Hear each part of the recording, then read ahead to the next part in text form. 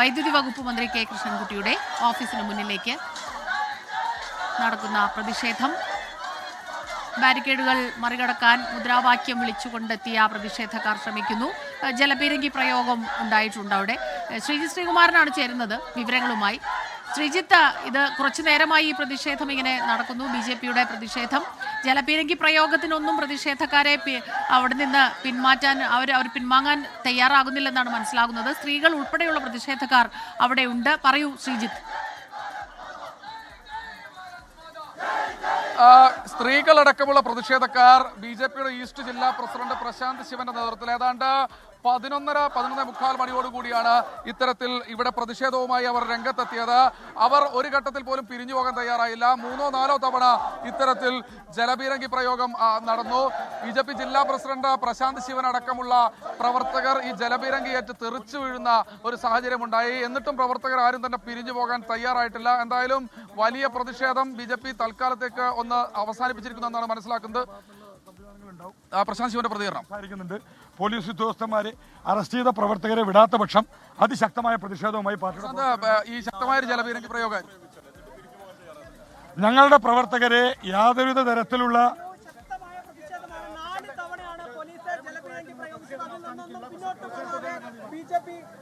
എന്തായാലും ഈ പ്രതിഷേധം ഇപ്പോഴും ജനങ്ങളുടെ ഭാഗത്തു നിന്ന് സ്വാഭാവികമായിട്ടുണ്ടാകുന്ന പ്രതിഷേധമാണ് ഇത്തരത്തിലുള്ളത്. കാരണം ഒരു പിഞ്ചു കുട്ടി മരണപ്പെട്ടിട്ട് അത് മരണമെന്ന് പറയാൻ പറ്റില്ല. ഇവിടുത്തെ സർക്കാർ സ്പോൺസേഡ് കൊലപാതകമാണ് ഉണ്ടായിരിക്കുന്നത്. അതിൽ ഒന്നാം പ്രതി KSEB ആണ്. വൈദ്യുതി വകുപ്പ് മന്ത്രി MLAയുടെ ഓഫീസിലോട്ടുണ്ടായ മാർച്ച്, സമാധാനപരമായ മാർച്ച് വരുന്ന സമയത്ത് പോലീസിന്റെ ഭാഗത്തു നിന്ന് തീർച്ചും യാതൊരുവിധ തരത്തിലുള്ള പ്രതീക്ഷയും ഇല്ലാതിരിക്കുമ്പോഴാണ് അവർ ജലപീരങ്കി പ്രയോഗിച്ചത്. അതിശക്തമായ രീതിയിലുള്ള പ്രതിഷേധങ്ങൾ ഉണ്ടാവും. ഞങ്ങളുടെ പ്രവർത്തകന്മാരെ പോലീസ് അറസ്റ്റ് ചെയ്തിട്ടുണ്ട്. ആ പ്രവർത്തകന്മാരെ വിടുന്നത് വരെ പാർട്ടിയുടെ ഭാഗത്തു നിന്ന് പ്രതിഷേധങ്ങൾ ഉണ്ടാവും. ഇപ്പോൾ പാർട്ടിയുടെ നേതാക്കന്മാരെ പോലീസ് ഉദ്യോഗസ്ഥന്മാരായിട്ട് സംസാരിക്കുന്നുണ്ട്. ഞങ്ങളുടെ പ്രവർത്തകന്മാരെ വിട്ടില്ലെങ്കിൽ തുടർന്ന് വളരെ ശക്തമായ പ്രതിഷേധം പാർട്ടിയുടെ ഭാഗത്തു നിന്നുണ്ടാവും. BJPയുടെ ഈസ്റ്റ് ജില്ലാ പ്രസിഡന്റ് പ്രശാന്ത് ശിവന് പറയാനുള്ളത്. ഇനി പോലീസ് സ്റ്റേഷനിലേക്ക് പ്രതിഷേധം വ്യാപിപ്പിക്കുമെന്നാണ് അറിയിച്ചുള്ളത്. എന്നാലും ജലപീരങ്കി പ്രയോഗം വളരെ ശക്തമായിരുന്നു. സമീപകാലത്തൊന്നും ചിറ്റൂര് അല്ലെങ്കിൽ പാലക്കാട് കാണാത്ത തരത്തിൽ പോലീസിന്റെ ബാരിക്കേഡ് മറിച്ചിടാൻ BJP പ്രവർത്തകർ ശ്രമിക്കുന്നു.